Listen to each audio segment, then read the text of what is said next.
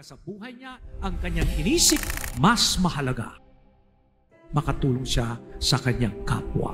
Yan ang pinapakita sa atin ni San Juan de Dios.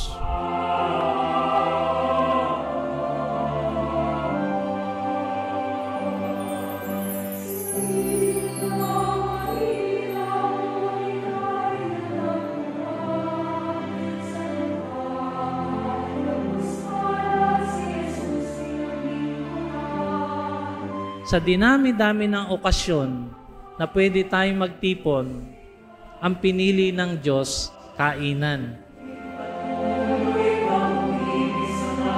Sapagkat kapag tayo kumakain ng sama-sama, nagiging malapit tayo sa isa't isa.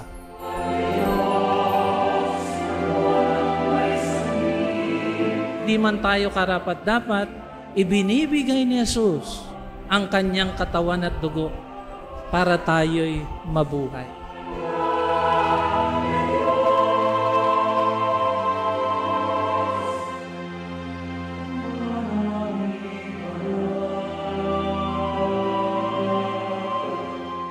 At itong Kwaresma, makita natin, may paghahambing yung buhay ni Jesus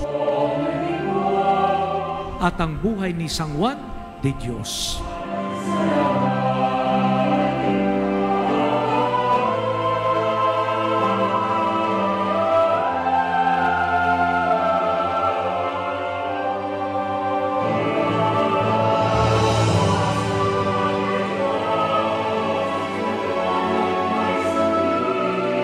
Na malinaw na tanda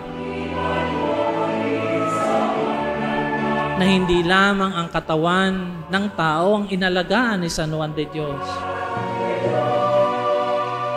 kundi higit sa lahat, pangunahin sa Kanya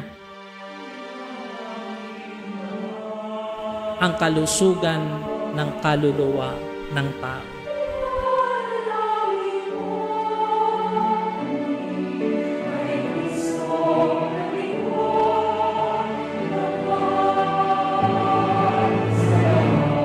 So sa araw na ito, ginugunita natin ang ating patron.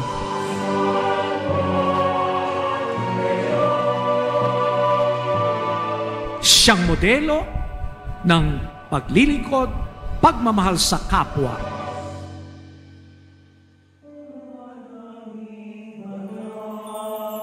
At dahil doon, siya rin ay nagdadala ng